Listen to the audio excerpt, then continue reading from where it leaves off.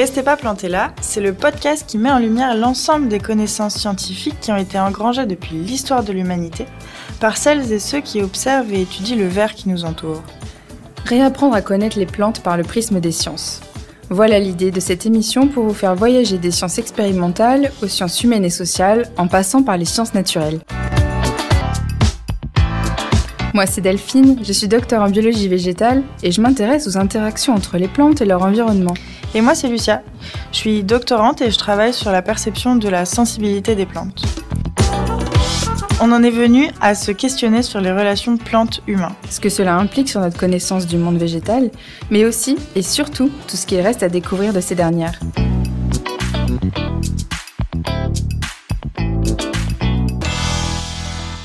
Pourquoi certaines plantes sentent-elles si bon ? Quel rôle jouent les odeurs et sont-elles parfois moins bonnes, voire inodores à notre nez ? Les plantes communiquent-elles à travers les odeurs qu'elles émettent ? Bonjour Lucia. Bonjour Delphine et bonjour à toutes et à tous. Bienvenue dans cet nouvel épisode sur l'odeur des plantes. Alors, nous avons toutes et tous été confrontés à une odeur délicate de rose dans un bouquet, une effluve qui nous envoûte au détour d'un chemin, ou même se surprendre à froisser une feuille de menthe et d'en sentir ensuite le bout de ses doigts. Alors oui, on va s'intéresser à pourquoi les plantes sont odorantes, car il se trouve qu'en plus de sentir bon à notre nez, et d'ailleurs c'est parfois l'inverse, certains effluves servent aux plantes à communiquer. Pour faire un petit peu de genèse de cette histoire-là, il faut savoir qu'il y a plusieurs types d'odeurs produites par les plantes. Les odeurs qui proviennent des fleurs, voilà, tout le monde a eu affaire à ça, et celles qui proviennent des autres parties de la plante, comme les feuilles ou les tiges, tu l'as évoqué. Et ces odeurs peuvent être perceptibles par notre odorat ou ne pas l'être. C'est pourquoi en réalité les odeurs, ce sont ce qu'on appelle des COV, pour composés organiques volatiles. Oui, et chez les plantes, qui dit plante à fleurs dit odeur, et ceci depuis le Crétacé, soit il y a 120 millions d'années, où l'association avec les abeilles pollinisatrices a débuté. Cette association est bénéfique à l'une, donc à la plante, puisqu'elle va faciliter la dispersion de ses graines, de par les insectes, et donc sa survie de l'espèce. Et à l'autre, à l'insecte, en lui apportant de la nourriture. Ce bénéfice à double branche est médié par les parfums des fleurs, qui servent aux abeilles à localiser les fleurs épanouies, mais nous en parlerons plus en détail à la suite de cet épisode. Tout à fait. Un petit peu d'étymologie pour continuer. Le mot odeur provient du latin odor, ce qui se rapporte au parfum. Au XIIe siècle, par exemple, la définition de l'Académie française décrit la sensation que produisent sur l'odorat de nombreuses substances d'origine animale, végétale, minérale ou des parfums synthétiques. Donc l'odorat, c'est le sens défini par l'être humain qui perçoit les odeurs. Par ailleurs, le CNRTL définit les odeurs comme une émanation propre à un corps pouvant être perçue par l'homme ou par un être animé grâce à des organes particuliers. Donc chez nous, c'est le nez par exemple, et avec des impressions diverses, donc agréables, désagréables ou indifférentes.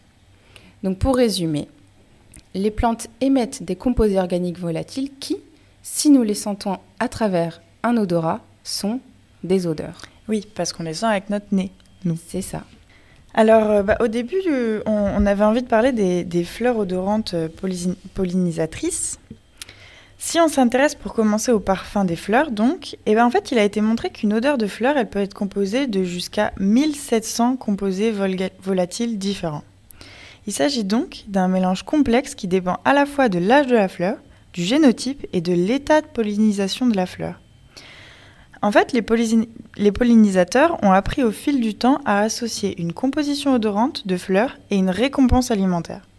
Une association qui est parfois spécifique entre un insecte et une plante particulière.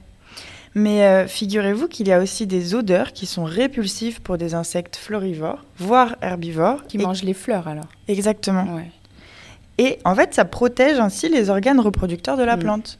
Ces odeurs, ou COV, donc pour composés organiques volatiles, font partie de familles de molécules plutôt petites et donc volatiles. Par exemple, il y a les terpénoïdes, qui sont produits de façon courante chez les plantes et qui font partie du métabolisme secondaire. Donc le métabolisme secondaire, c'est ce qui est non indispensable à la survie de la plante pour qu'elle croît. Donc tout ce qui n'est pas sucre, acides aminés, etc. Donc, je suis sûre, par exemple, que vous avez déjà senti le géraniol, qui est un terpénoïde, qui est propre au géranium, un petit peu citronné. Et alors, un truc hyper intéressant, chez les orchidées, entre autres, c'est que les fleurs émettent une composition chimique identique à celle des phéromones sexuels de l'abeille pollinisatrice femelle. Et ainsi, les mâles sont trompés et tentent de s'accoupler avec les fleurs, facilitant ainsi la pollinisation. C'est quand même dingue. Donc on trompe les animaux pour les attirer. Et il existe même certaines orchidées qui font évoluer leur émission de cove pour ne pas être visitées 2 fois par un même pollinisateur. C'est impressionnant. Alors il y a aussi une autre grande catégorie de molécules qui participent aux odeurs qui sont émises par les plantes, et c'est les benzénoïdes. À mes souhaits. La vanilline en fait partie, par exemple, donc c'est l'odeur de vanille. Et ces composés, ils sont supposés être très utiles dans la pollinisation par des pollinisateurs nocturnes, puisque, évidemment, la nuit, la vue est moins utile, mais aussi pour les attirer à distance, que ce soit la nuit ou le jour.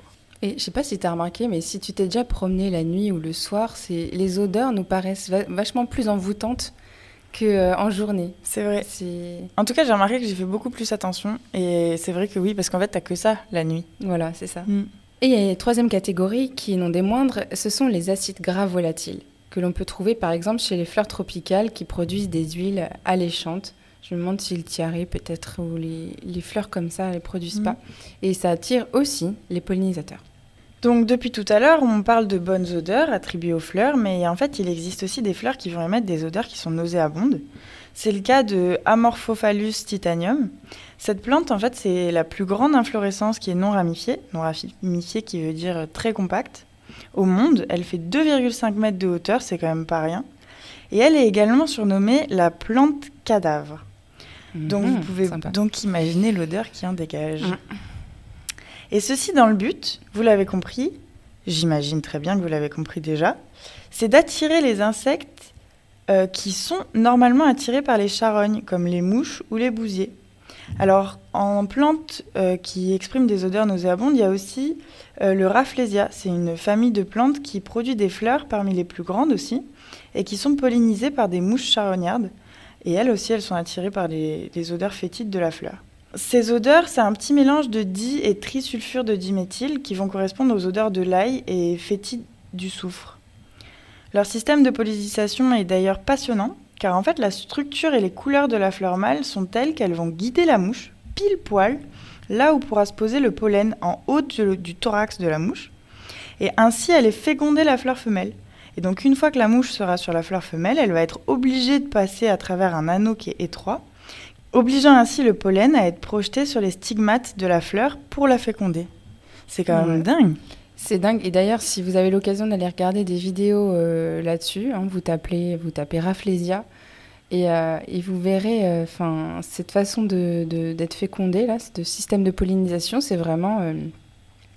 c'est génial. Alors moi, j'ai pas eu l'occasion de sentir ces fleurs-là, mais j'imagine que ça doit être assez caractéristique.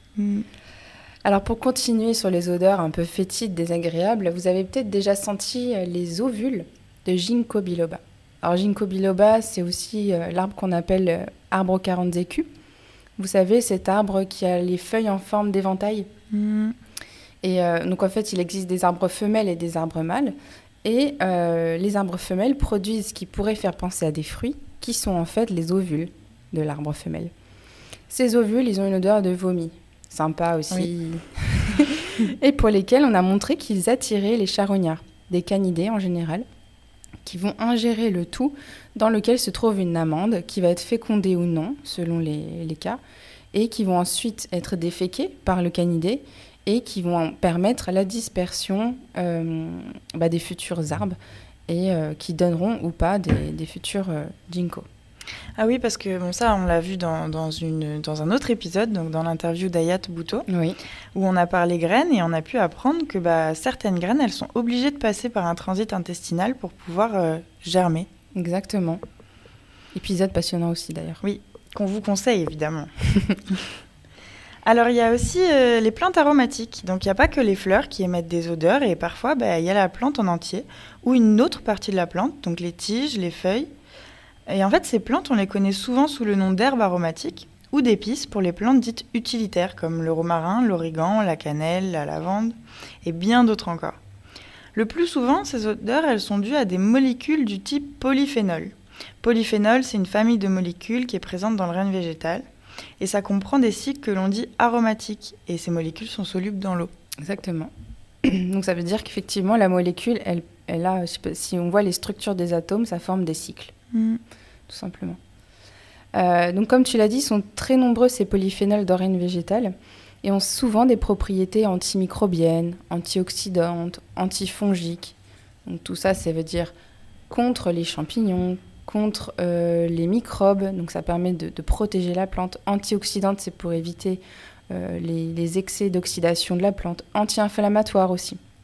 Bref, vous l'avez compris, cela explique pourquoi les plantes qui les produisent sont beaucoup utilisées par l'être humain, et cela depuis 5000 ans, au moins. Au moins. Mais les plantes aromatiques possèdent également d'autres composés odorants lipidiques, qu'on appelle aussi huiles essentielles. Alors, ce n'est pas une grosse surprise, on les utilise aussi beaucoup. Effectivement, nous extrayons les huiles essentielles des plantes. Et nous nous en servons pour différents usages. Donc nous, on va juste avoir l'huile essentielle qui, une fois extraites, sont concentrées en molécules justement antioxydantes, antifongiques, anti-inflammatoires. Mais le revers de la médaille, c'est que comme c'est des fortes concentrations et que c'est assez puissant, assez concentré en molécules, ça peut s'avérer cytotoxique, c'est-à-dire toxique pour les cellules de notre corps ou celles d'autres animaux.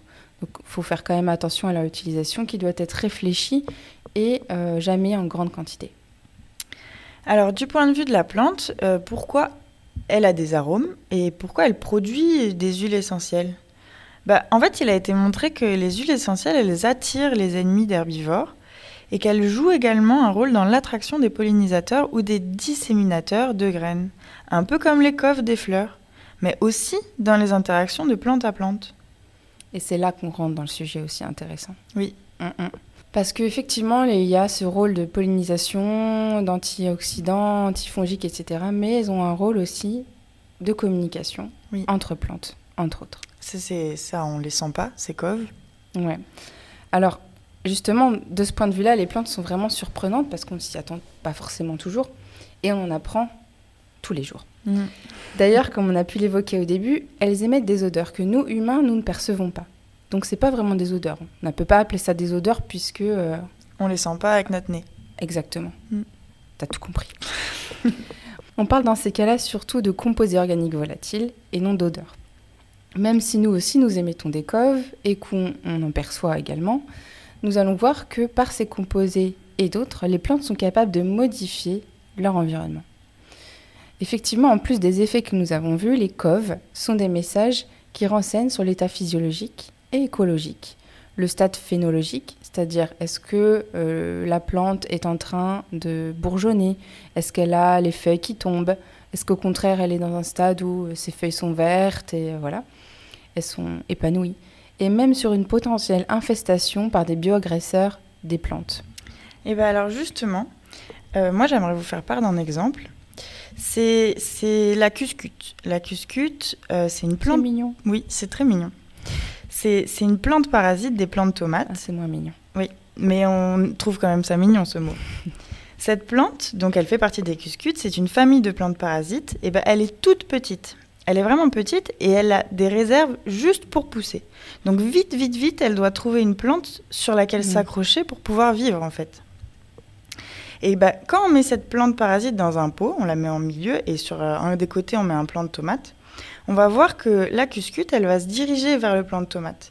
Mais comment la cuscute, elle sait que l'autre plante est dans cette direction ? Parce que jusqu'à présent, ça n'a pas Dieu, une plante. Enfin, je ne l'ai pas vue en tout cas. Non, moi non plus. Non. Ok, bon, au moins c'est rassurant. Et en fait, c'est parce que cette plante, donc la tomate, elle a une signature olfactive spécifique, comme toutes les plantes. Et c'est comme ça que la cuscute, elle trouverait ses repères. Et vous voulez savoir une information impressionnante ? La cuscute, elle peut différencier une plante saine d'une plante malade. Elle n'ira pas, ou que très peu, sur la plante malade. Parce que moins utile pour elle, du coup. Exactement. Ça veut dire qu'une tomate saine n'émet pas les mêmes coves qu'une tomate malade. Exactement. C'est impressionnant. Ouais. Alors le souci, c'est qu'aujourd'hui, nous ne sommes pas vraiment capables d'étudier directement dans les champs les coves qui sont émises. Parce que par définition, les coves, soit ça provient d'autres choses des plantes, enfin c'est volatile quoi. Donc il y en a partout et ça vient de partout. Et ça change tout le temps. Il y a beaucoup de choses qui les font changer. Exactement. Donc les recherches se font petit à petit, plutôt en laboratoire. Alors peut-être qu'un jour, nous saurons déchiffrer les échanges qui ont lieu dans ce type de situation. Mais pour l'instant, c'est un petit peu plus maîtrisé que l'environnement naturel. Ce qui est sûr, c'est que les coves émises par les plantes sont un champ de communication à explorer et assez riche en informations. Oui, tout à fait.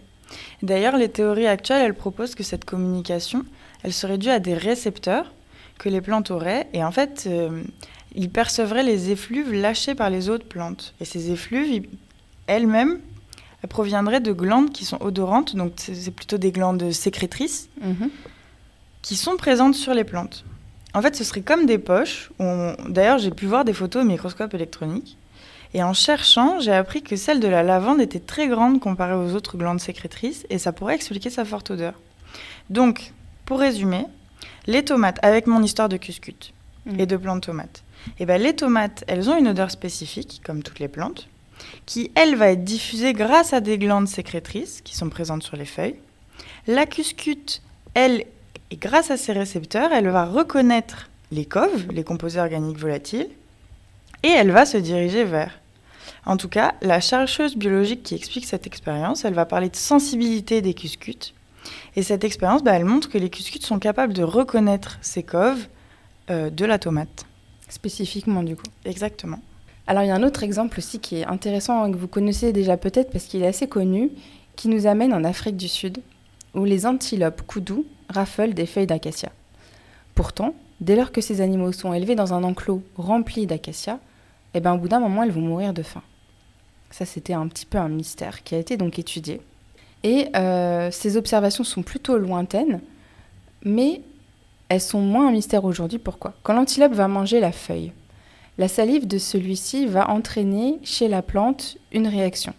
Elle va sécréter des tanins, ce qui va rendre ces feuilles indigestes.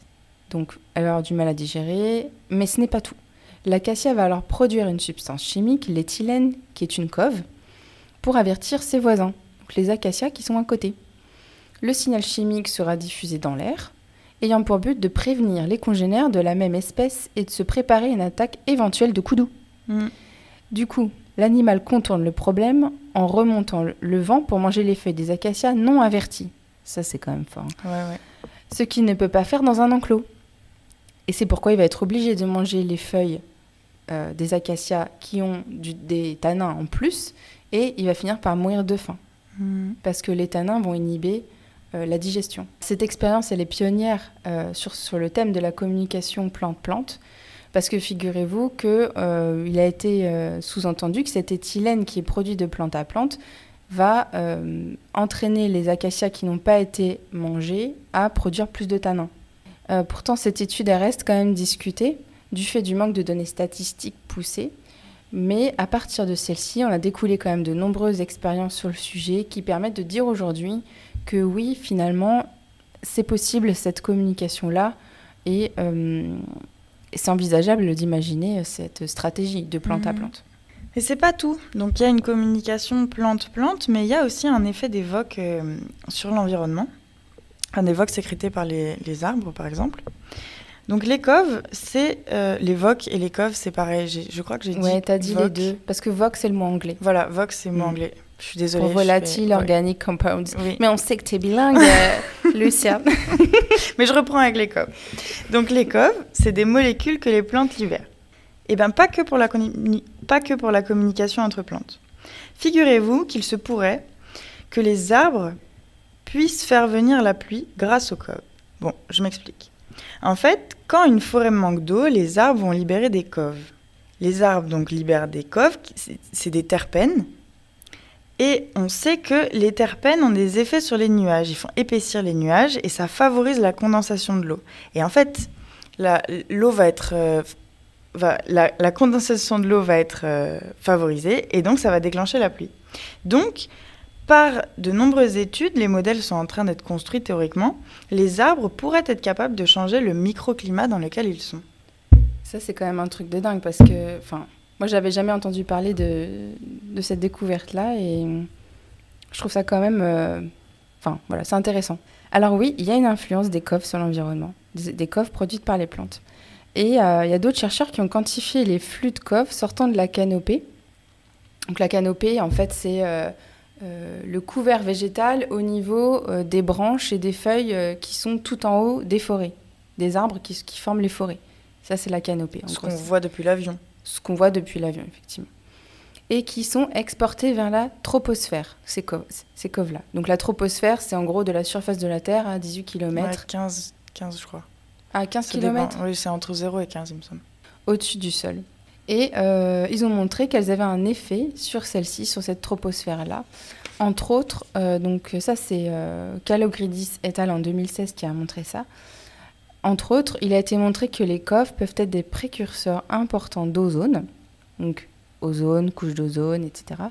En particulier dans des sites qui sont simultanément sous l'influence d'émissions anthropiques et biogéniques, c'est-à-dire des sites sur lesquels on a l'influence de l'homme et de son activité anthropique, et biogénique, c'est-à-dire là où il va y avoir effectivement d'autres êtres vivants comme les arbres, donc typiquement une forêt ou un bois qui se trouve à côté d'une ville.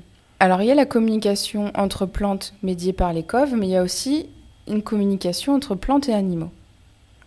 Alors ces coves-là permettent aussi aux plantes de communiquer avec les animaux. Comme on l'a vu au début, lorsqu'une fleur est prête à être pollinisée, elle va envoyer des signaux qui auront pour message que les animaux peuvent venir manger les nectars. D'ailleurs, Francis Allais le dit, le sens est très très clair. Viens me voir, il y a quelque chose à manger pour toi dans mes fleurs. C'est marrant, je trouve. Il a quand même un traducteur de plantes. Oui, c'est ça, mais c'était dans le sens là, cette phrase, exactement. Donc non, les plantes ne disent pas ça, hein, on le rappelle. Mais globalement, c'est ça que ça veut dire. Mais c'est ça que ça voudrait dire. J'ai de quoi t'offrir du nectar, tu peux venir et au passage, je te donne quelques grains de pollen. Les animaux vont les transporter, vont pouvoir permettre la pollinisation de plantes, qui peut être à des kilomètres de l'individu. Enfin oui, il y a une distance qui des fois peut être vraiment très lointaine. Et les coves sont perçues à des kilomètres parfois, c'est ça. Une fois qu'elles sont pollinisées, les fruits sont verts et pas mûrs. Les messages envoyés sont de ne pas venir. Donc là, on a une modification des coves et les animaux se tiennent alors à distance pendant cette période-là. Donc tout est géré pour faciliter la dispersion des graines, etc. In fine, c'est ça.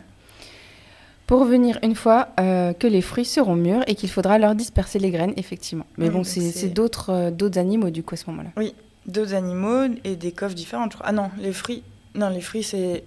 Non. Si, il y a des l'éthylène, etc., qui sont produits par les fruits. Ok. Oui, et qui peuvent attirer d'autres animaux, du coup. Exact. Et il y a aussi... Donc, il y a des insectes qui sont utilisés par les plantes et qui les utilisent. Donc, en fait, dans ce cas-là, on parle de relation symbiotique. Parce que c'est une relation qui tire des bénéfices pour chacun. Mais il y a aussi des insectes dits ravageurs. Et alors, est-ce qu'on peut utiliser les coves pour éloigner ces insectes des plantes ? Et bien ça, c'est aussi une des questions qui est étudiée.